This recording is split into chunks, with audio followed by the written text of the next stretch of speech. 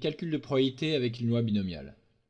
Énoncé, donc une usine produit des composants électroniques, 5% sont défectueux, on suppose que le stock est très grand et que le prélèvement de 50 composants peut être assimilé à des tirages successifs avec remise, c'est-à-dire indépendants.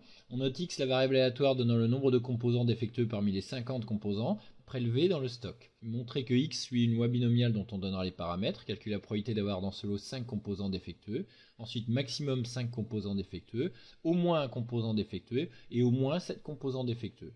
On a là donc à peu près tous les calculs possibles avec les probabilités et une variable aléatoire qui suit une loi binomiale. Méthode pour justifier une variable aléatoire suit une loi binomiale, déterminer l'épreuve de Bernoulli répétée et les issues possibles, donner les probabilités de ces deux issues, donc succès et échec, le succès correspondant à ce que compte la variable aléatoire, vérifier que ces épreuves sont indépendantes, en général c'est donné dans l'énoncé. Ici, le nombre de pièces très grand fait que l'on peut assimiler le tirage à un tirage avec remise, donc à des tirages indépendants. La variable aléatoire donnant le nombre de succès parmi les n épreuves répétées suit une loi binomiale de paramètres n et p que l'on peut noter donc b, n, p. N étant le nombre d'épreuves répétées et p la probabilité de succès. Ici, donc, on considère l'épreuve de Bernoulli qui consiste à prélever un composant au hasard avec les issues, donc soit il a un défaut, soit il n'a pas de défaut. Donc le succès ici, c'est le composant à un défaut, puisque la variable aléatoire va compter le nombre de composants ayant un défaut. La probabilité de succès, donc 5 sur 100. Probabilité d'échec, événement contraire, donc 1 moins 0,05, 0,95. On suppose que le stock est très grand et donc que le prélèvement peut être assimilé à des tirages avec remise, donc indépendants. Lorsqu'il est remise, on revient dans la situation de départ après chaque tirage, ils sont donc indépendants. On répète 50 fois cette épreuve de Bernoulli de manière indépendante. La variable aléatoire qui donne le nombre de composants défectueux, donc nombre de succès ici, parmi les 50 suit une loi binomiale de paramètres 50, 0,05. Voilà la rédaction à faire pour justifier une variable aléatoire sur une loi binomiale. Donc je rappelle, premier point, quelle épreuve on considère. Deuxième point, les issues, les probabilités correspondantes. Vérifier qu'il y a bien indépendance entre ces épreuves. Nombre de répétitions. Et donc ensuite la conclusion en nommant la variable aléatoire et en rappelant ce qu'elle compte. Ici le nombre de composants défectueux. Calcul de probabilité. Pour rappel, donc la probabilité d'obtenir k succès parmi n, c'est le coefficient binomial nk, la probabilité de succès puissance k, la probabilité d'échec puissance n-k, donc le reste. Ici, donc, on veut calculer P de x égale 5, puisque la variable aléatoire compte le nombre de composants défectueux.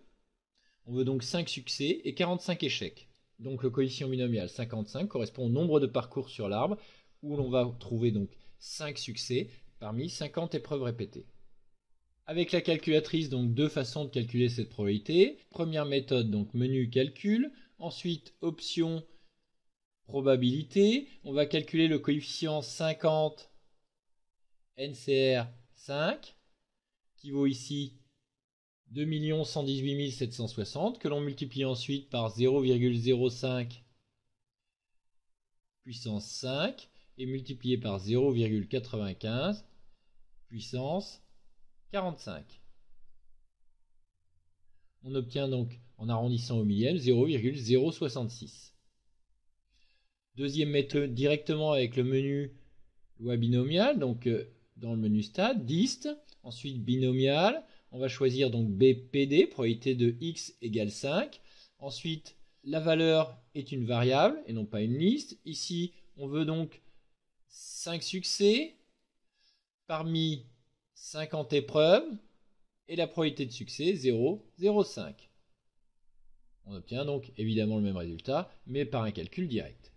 Calculer la probabilité d'avoir au maximum 5 composants défectueux. On veut cette fois P de x inférieur ou égal à 5. C'est-à-dire que finalement on veut soit 0, soit 1, soit 2, soit 3, soit 4, soit 5 composants défectueux. On peut calculer chacune de ces probabilités comme il a été fait précédemment avec la calculatrice. On peut donner directement le résultat avec le menu stat. Ensuite dist, puis bin, puis bcd. Pour rappel, donc bcd c'était la touche F2 donc pour calculer P de x inférieur ou égal à k. On rentre donc les mêmes paramètres pour la loi binomiale et on obtient de la même façon la probabilité de P de x soit inférieure ou égale à 5 qui est environ égale à 0,962. Au moins un composant défectueux. Alors là, l'événement au moins un composant défectueux est le contraire de aucun composant n'est défectueux. On va calculer P de x supérieur ou égal à 1.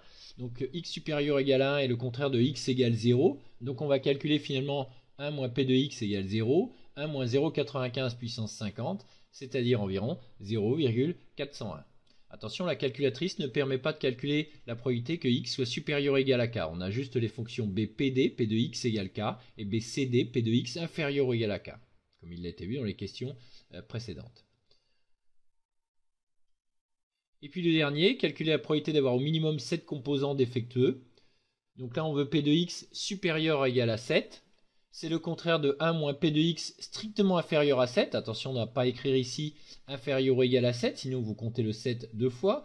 Donc x supérieur ou égal à 7, c'est 7, 8, 9, 10, etc. jusqu'à 50. Ou bien c'est tout sauf 0, 1, 2, 3, 4, 5, 6. C'est 1 moins p de x inférieur ou égal à 6. On peut calculer p de x inférieur ou égal à 6 en sommant donc p de x égale 0 plus p de x égale 1, etc. jusqu'à p de x égale 6. Avec la calculatrice et le menu BCD, on peut calculer directement p de x inférieur ou égal à 6. Donc il suffit, par rapport à ce qui a été fait tout à l'heure, de remplacer donc le nombre de succès par 6. Le nombre d'épreuves toujours 50. Probabilité de succès est toujours 0,05. On obtient donc 0,988 pour p de x inférieur ou égal à 6. Et donc le calcul pour calculer p de x supérieur ou égal à 7, environ 1 moins 0,988, c'est-à-dire 0,012.